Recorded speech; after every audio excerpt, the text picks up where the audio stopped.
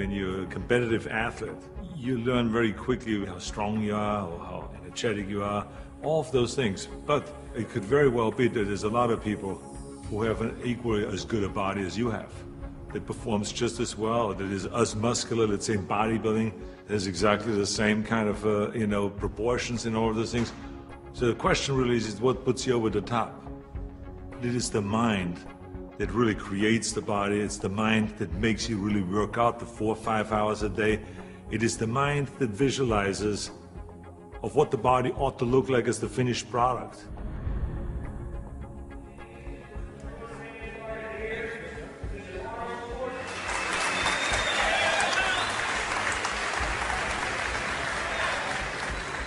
Hello everybody. For the last 2 years, I've been doing exhibitions like this all over California in various institutions, in prisons, in hospitals and so on. And I've been having a great time, and it's a very satisfying thing for me to do, to spend one day every month to come to one of those places and to help the guys with their training and so on. When I used to do seminars on how to become a champion, I would always ask people, why do you want to be a champion? Or what do you want to accomplish? Why are you training? And they will, if a guy will get up and he will say, well, I want to train because I think that if I get muscular and I feel like I'm getting the kind of definition, then I maybe can enter a bodybuilding competition. I said, sit down. I said, if you think this way, you're going to be a loser. You're never going to make it because there's no maybe. You got to get up and say, I want to be a champion. And I do whatever it takes. The amount of hours it takes, the posing, the this, the that, the visualization, looking at training footage, looking at motivational books, reading this, reading, whatever it takes, I would do. That's the answer I want to hear from you.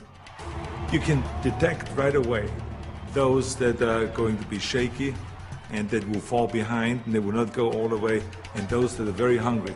And that hunger you have to develop because you have to create a goal for yourself, whatever that may be, a short-term goal and a long-term goal, and you got to go after that. And if you do not see it, and if you do not believe it, who else will? The body is very important, but the mind is more important than the body. You have to visualize what that body ought to look like in order to make it win, because that's what creates then the will that you need to go to the gym every day. The will that makes you go into the 4 reps, the will that makes you go beyond when you do your 500-pound reps in the squats and you can't do another rep and your body is shaking. It's the will that makes you go one more time down and struggle up one more time. And so it's all of this, so the mental aspect that motivates you and that makes the difference between you being in the gym full of joy and looking forward to doing that extra rep and looking forward to doing those extra 100 reps in the sit-ups and working past the pain barriers. That all is the mind. That's not the body. So this is why I think the body is very important, but the mind is more important than the body.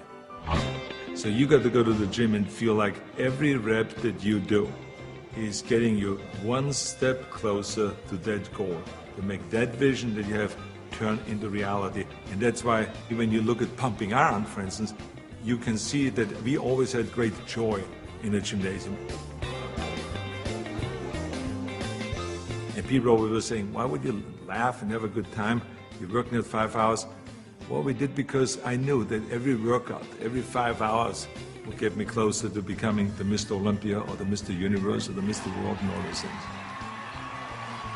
And I think that if you think that along the way you're not going to fail, then you're blind. Because there's no one that I've ever met, no matter how successful they are, that haven't said that they had their failures along the way.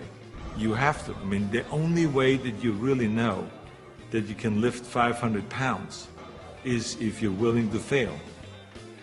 So if you're afraid of failure, then you will never grow. The people that grow the furthest are the people that really don't care. They fail or they make it, they're going to take that risk because that's what you have to do. I think what we learn in sports is very helpful to anything and everything else that you do in life. So now you apply that principle to acting. And you say, well, wait a minute, I put 5 hours in every day in working out, did my posing 1 hour a day, I did my stretching and the this and that, and all of those kind of things. So now, let me apply the same thing to my acting career. Let's go to acting class every day. Let's go and work on the accent, the same amount of time, with the same will, and let's visualize what am I shooting for? Okay, I want to be another Clint Eastwood. I want to be another John Wayne. I want to be another Kirk Douglas, all those great heroes that I admired as a kid. So that's what I'm going after. And that same principle works, even though there's so many people around that say, no, you will never make it because you have an accent, your body is too big, and your name Schnitzel or whatever, who can pronounce that? But you know. It doesn't matter if anyone else knows and if anyone else believes in it, but you know. And that you know that principle of visualizing yourself as a star will work, and all you have to do now is go towards that vision. I've retired from bodybuilding in 1975, and I signed a series of Conan movies. Here I was, big studio behind you, budget $20 million, of course, which was in those days is an equivalent of today, $150 million. I was going to Australia to be a judge at the Mr. Olympia competition. But then all of a sudden, I thought, I should compete.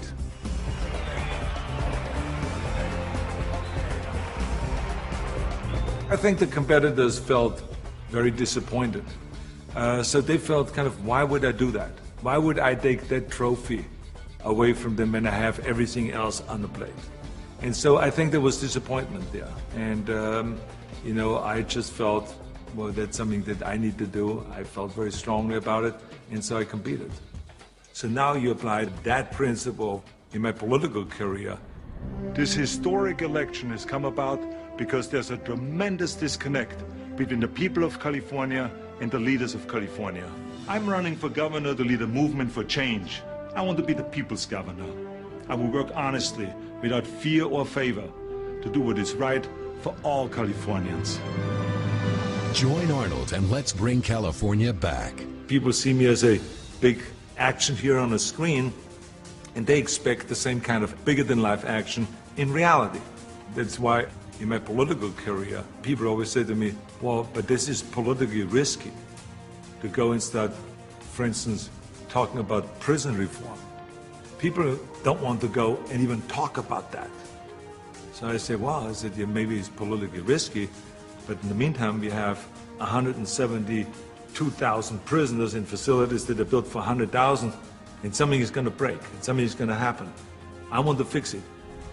I feel very strong that I can bring people together. I feel very strong that I could unite Democrats and Republicans, all of those things. And I knew exactly what needed to be done to turn the economy around, to bring jobs back, to bring businesses back, to reform, workers' compensation, and to do all of those things. I knew there's certain things that we have to do to turn the economy around and to make people in California feel like that this is, in fact, a golden state. And true enough, after I have announced, and after I ran, and after I won, all of the things that I've planned became a reality.